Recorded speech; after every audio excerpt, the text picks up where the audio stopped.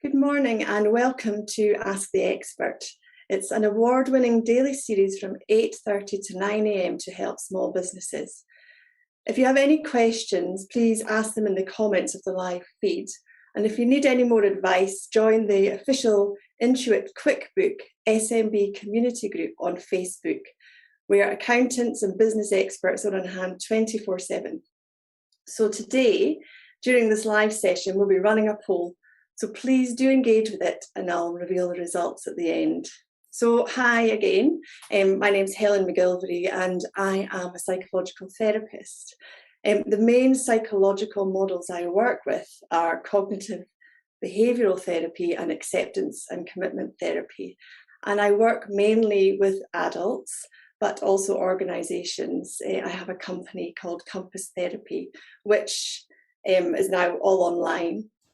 So I treat people who have various psychological problems, from depression, trauma, anxiety, just to name a few. And I really do enjoy my work. It's had its challenges over the past while with COVID and being online and adapting to all of that, but that's what we humans are very good at. And I'm also the clinical director for a new business startup, which is an app called OK Positive. And OK Positive is a business-to-business mental health app which applies essentially the principles of cognitive behavioural therapy and acceptance and commitment therapy into the app to help users really be aware of their mental health and to really help open the narratives about mental health within the workplace. It's been great fun being involved in a startup, and I'm learning lots of new things every day, but it's very much out of my comfort zone. And being out of our comfort zone is what brings us here today. As you'll see from the title, we're stepping out of our comfort zone and giving some thought to that. So I would ask you, I invite you to think about what is it that attracted you to coming along to this session today? What little things do you do that might keep you in your comfort zone?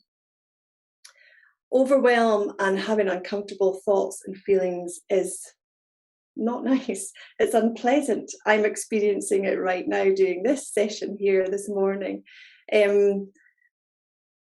It's difficult. When situations are difficult, we don't want to do them. So we avoid them. So I invite you to this morning, just now, if you have a pen and a paper, or very old-fashioned, or you could take a note on your phone or whatever device you're using, take a moment just to connect with what brings you here to this session today. And maybe think about an area where you might feel stuck in unhelpful or repetitive behaviours that don't serve you, or think about a difficult situation that you might be facing. And I ask you maybe just to jot down some notes, perhaps 3 things that might indicate these behaviours are familiar to you and that you get stuck in. If I'm stuck in my comfort zone, I'll do things like not say no when Intuit QuickBooks phone me up and ask me to do Ask the Expert, or I'll ignore calls, or say I'm too busy, or work too much to try and keep people away. These are some of the things I might do if I'm in my comfort zone. But it's not as simple as just being in or out of your comfort zone. It's just being aware that we all have these zones that we're more comfortable in, where things maybe don't serve us. But outside of that zone, there is also another zone which we might want to call where the magic happens, where growth happens, where we do the things that we actually really want to do. But there is a place in between the comfort zone and that where the magic happens, where we should really think about the self-care zone. So things I might do, for example, this morning, I got up in time, I made sure I was organised, I had everything set up. These are all things that I know will help me prepare for something that I find difficult. So maybe you've written down some things that you do that keep you stuck in your comfort zone. Just connect with that for a moment again. I had a year where I started saying yes to things because I became aware of this phenomenon of my comfort zone and where the magic happens. So I had a bit of a year where I started to say yes to things. So at work, I made the step to leave the NHS and start Compass Therapy, despite all my thoughts and feelings telling me it wouldn't work, or I wouldn't get referrals, or I wouldn't earn enough money. I also then took opportunities that I would never have done. So I agreed to do things like half marathons. I agreed to climb mountains that I didn't think I could climb. So I got to see a lot of the world. So in the comfort zone, it's comfortable, it's easy. I guess my fitness levels weren't very good. I didn't see much of the world. I didn't connect with the people that I wanted to connect with. But in the where the magic happens, I felt discomfort, but I did all the things in alignment with my values, all the things that really matter to me. So I was adventurous, courageous, brave, approachable. I connected more fully with people. And that was a really positive year for me. I'm not saying everyone should have a year where they say yes to everything, but maybe just thinking about what are the things that keep you stuck in your comfort zone. A good example might be thinking of, I quite often refer to the little hermit crab, but if you think about a hermit crabs will move from home to home once they've outgrown the little shell that they're in. So they have the shell on their back and it no longer serves them. It's a bit jaggy and a bit tight. And over the other side, just where the rocks are, this hermit crab can see a bigger, more vibrant shell with quite a lot of space, and it's not got so many jaggy edges. And they've grown bigger, so it might serve them well. So, but the fear is, how do I get over there? I mean, I'm making predictions here about what a hermit crab might think. I have no clue. I'm not a hermit crab expert, just using it as a metaphor. But thinking about this hermit crab in its shell, all uncomfortable, feeling a bit squished and not able to grow properly, but there is an option for growth over there, but to get to it is very, very scary. So I guess the hermit crab might have to think about, is it worth the risk? Is this more important to me? Are my values going to be served by stepping over to this other, more comfortable, maybe it's a bit glittery and shiny, maybe there's more opportunity within the other home. But there is that point in between where the hermit crab has to eventually decide to be brave and courageous. And I don't know, how would they step out or slide out of the shell and sidestep over to the new one? So that's a self-care zone. I guess they might want to be aware of their surroundings, be aware of the things they need to get them over into the other shell. So just think about that in terms of your comfort zone. At work, is there a promotion that you might want to go for? Is there a difficult conversation to be had? Being avoidant keeps us in our comfort zone in the moment, so it's a short-term fix.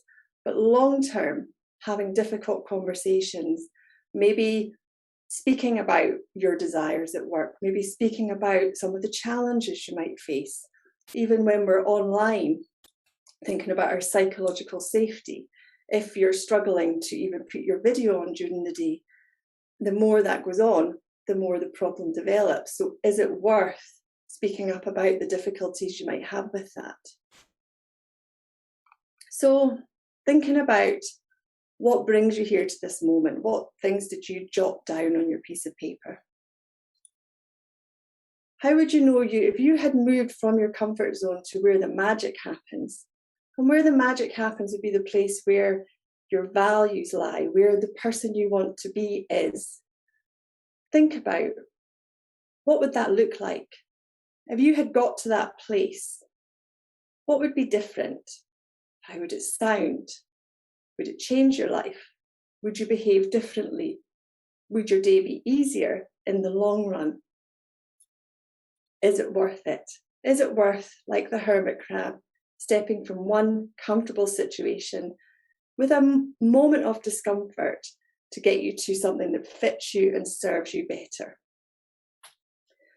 So, with all this in mind, I have some tips. And because it's Halloween, I used an anagram for ghost. So my tips for coming out of your comfort zone: G for guided by your values. Be guided by what matters most. Why do you want to do this? Why is it so important to move out of your comfort zone? What will take you there? What values? How do you need to show up? Do you need to be brave? Do you need to be bold? Do you need to be more assertive? So H, hold any emotion lightly. So what I mean by that is emotion will come. Discomfort is the price you pay for a better quality of life. So rather than trying to avoid that discomfort, see it as inevitable. So when I say hold your emotion lightly, I mean just allow it to come and go, because actually it will come and go. It won't just stay. So there may be some discomfort while you make changes, but it might not be there long term. And then the O in the ghost anagram is obstacles. So be aware of what your obstacles are. Is it your thinking? Are you having fearful thoughts? Or is it avoiding that discomfort in your body? Or, so be aware of, are you judging yourself? Are you thinking other people will judge you? Just know your obstacles and try and work them out before you step out of your comfort zone. So the S in ghost would be stuck points. Just think about where you've got stuck in the past. And again, hold those lightly. So just be aware that this could happen again, but you have got the skills to take you out with the stuckness. And the T in ghost in this anagram is towards what matters. So all of this discomfort, being guided by your values, being aware of your obstacles and your stuck points, and being aware that emotion will come and go, but keep moving towards what matters. If something matters, it's worth the discomfort. So with all this in mind, I ask you again to connect with what brought you here to this session with me this morning, and think about what 3 things do you need to do to step out of your comfort zone. It doesn't need it to be anything major. It can be something quite subtle and small, just to take you towards what it is you want to do. Could it be something like switching off your video or speaking up in a meeting? Just little things that keep you stuck. Something for me might be, like you with small businesses, I will do anything to avoid doing invoicing or that sort of tax return stuff, and I'll procrastinate. But if I take a small step every day to just keep on top of that, I have more time to do the things I enjoy, like climbing mountains, walking the dog, speaking with friends. So that little action that I take is worthwhile in the long run.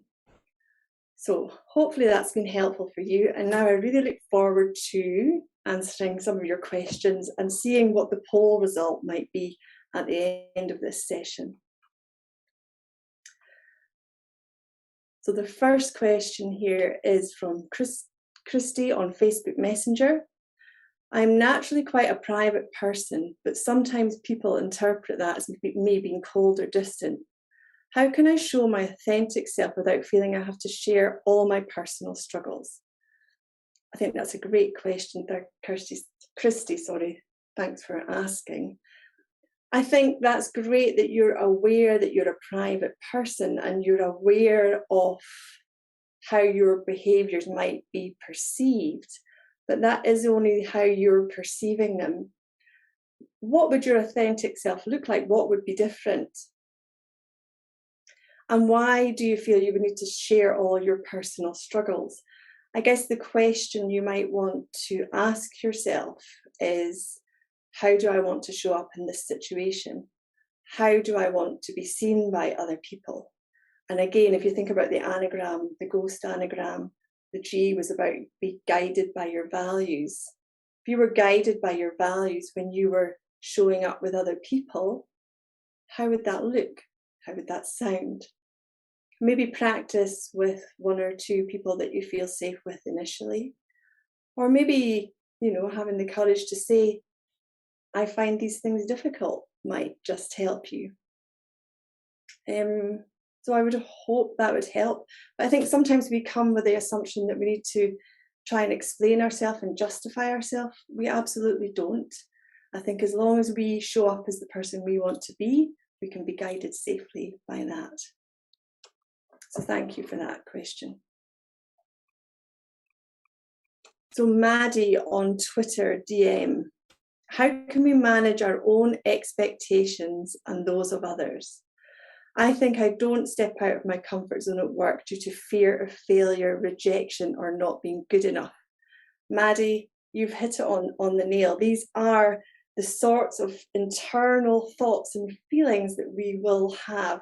Some of these are part of our primitive brain, our kind of old brain that we have evolved with. So fear of failure, not being good enough, rejection, that's an inbuilt system that we have in our minds to, I guess, make us more effective human beings. If you think about when we talk about our primitive brain, we say this is an evolutionary process that we have developed these fears because it made us more successful as a race. Because if you think about a cave person, it would have been difficult for them to survive on their own. So it was very important to be part of the pack, because that meant they would survive, they would have a more chance of survival. So that primitive brain still kicks in our daily life today, but it's not, we don't need it the same. You know, at work, maybe ask yourself questions, you know, are you likely to fail? Be aware that these are internal constructs that your mind is giving you because that situation hasn't happened yet. You know, how will you know you failed if you haven't tried? How will you know that you're being rejected if you haven't tried? So I think just being aware of your own thoughts and feelings in these situations, maybe taking a note of them, you know, what is it that's holding you back? Is it the way I'm thinking about things? And maybe try again little small but very powerful steps to work towards being the person you want to be. You know, what are the expectations? Are they a construct in your own head? Are they very high? Or are you clear about what the expectations are of other people? Because that, you know, if that then will get you into a whole weave of behaving in a way that you're just unsure about. So it might be worth just clarifying what the expectations are and just taking small but subtle steps to move out of your comfort zone. Be aware of what is holding you back in terms of, you know, going back to that anagram of ghost for the tips, the obstacles, the thoughts, or the fear of failure. Just being aware of that and seeing it as these are thoughts and feelings that they're having. They're not actually facts. So yeah, I hope that's helpful. That's something that I could probably talk about for quite a long time. So next question, Stan on Facebook Messenger.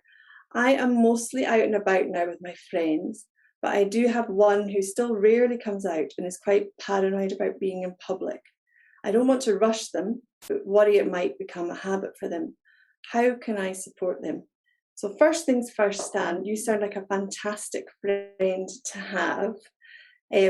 I think if you were my friend and I was behaving like this, I would probably quite like you to speak to me about it and raise your concerns and maybe together come up with a way that might be helpful to come out of this comfort zone area. You know, I guess your friend, the more that they're avoiding things or saying no, it might just becoming more of a struggle for them. It isn't your responsibility, however, but as a friend, maybe think about how do I want to show up? What would I like in this situation? How would I like to be supported? So yeah, I would say be brave being a value, and courageous and supportive, and offer what you think might help this friend, and then see where that goes from there. So thank you for bringing that one up.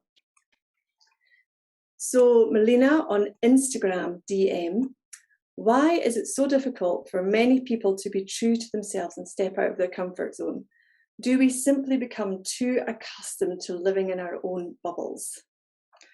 I guess so, Melina. I suppose one thing we all have in common is that we're human beings and life can be challenging, and we are always more prone to go down the path of least resistance. That's just what we do. And I suppose you know, sometimes taking risks can be seen for all this kind of primitive brain stuff. We might feel fear failure, we might worry that we're going to be kicked out of our packs. All of that will come into play. I think we do become accustomed to our own bubbles, but I think we're all different. And I think we're kind of conditioned to try and please other people in some sort of way. So I think there's so many things come into play here. But all I would say to you, Melina, is just keep doing what you need to do to step slowly out of your comfort zone, and hopefully others will be inspired by you. So thank you for your question. So Derek on Twitter DM, I started a business in lockdown and have a small team of colleagues that I met online. We're now looking into co-working spaces, but I'm already a bit anxious about meeting them all. What if our working relationship changes? Any advice? Derek, this is a great question, and I guess it's one that a lot of people will be experiencing.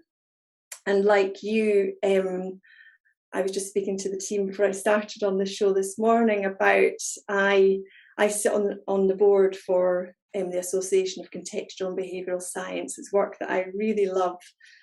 But since I think I joined the board, and then shortly after it was lockdown, so I've known all of these people because I read their books and I know about them, but we never actually met a lot of them in public. So I went down recently to Bath for our strategy day, and I had all of these similar thoughts and feelings.